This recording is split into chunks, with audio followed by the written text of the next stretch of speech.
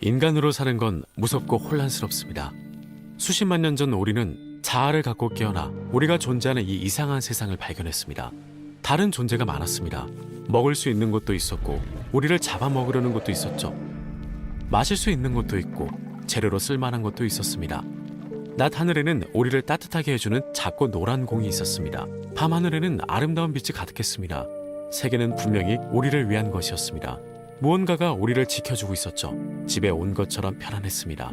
두려움과 혼란스러움은 가라앉았죠. 하지만 시간이 지나면서 세계와 우리 자신에 대해 더 많이 알게 되었습니다. 아름다운 빛이 사실 우리를 위한 것이 아니라 그저 빛날 뿐이라는 걸 알았고, 지금은 우주라고 불리는 것의 중심이 우리가 아니라는 것을 알았고, 우주가 생각보다 훨씬 오래됐다는 것도 알았습니다.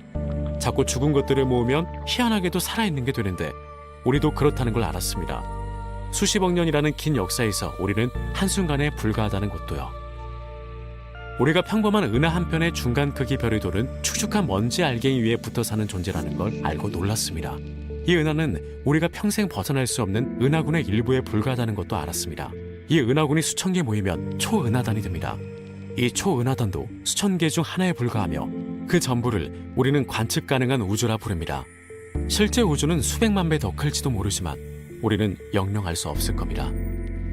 2천억 개의 은하, 1조 개의 별, 수경 수조 개의 행성. 말은 쉽습니다. 하지만 단지 말에 불과합니다. 우리 뇌는 이런 개념을 이해하지 못합니다. 우주는 너무 큽니다. 너무 많습니다. 크기가 가장 큰 문제는 아닙니다. 시간입니다. 정확히는 우리가 가진 시간이죠. 100살까지 살 정도로 운이 좋다면 5200주를 살 수 있습니다. 지금 25살이라면 3900주가 남았습니다.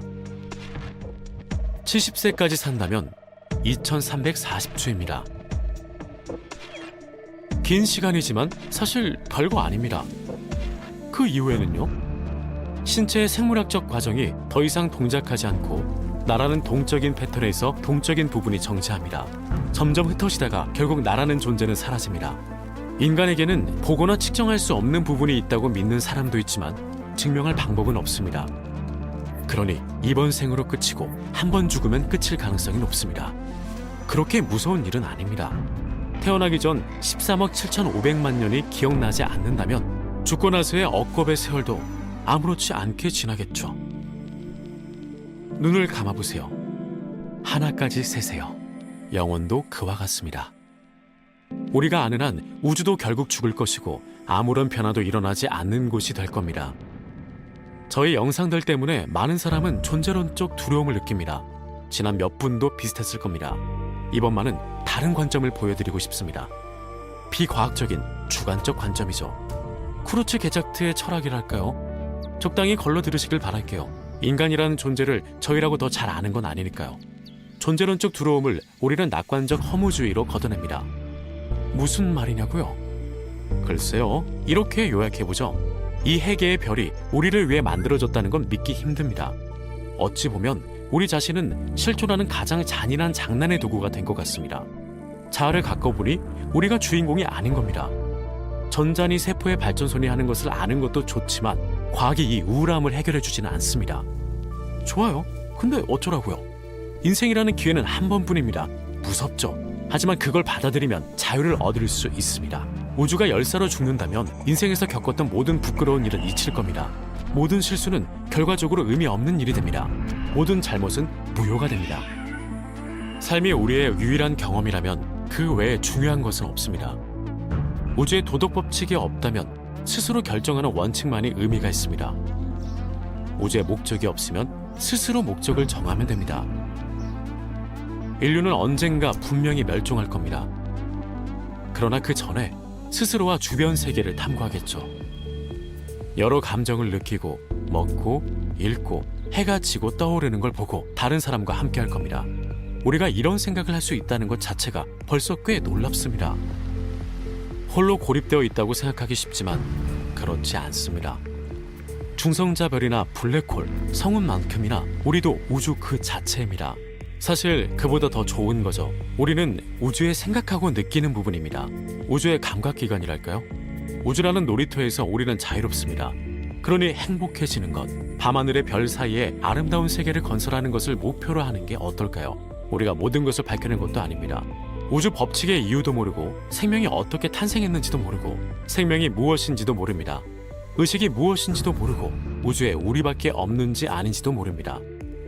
하지만 답을 찾아볼 수 있습니다. 갈 수 있는 수십억 개의 별이 있습니다.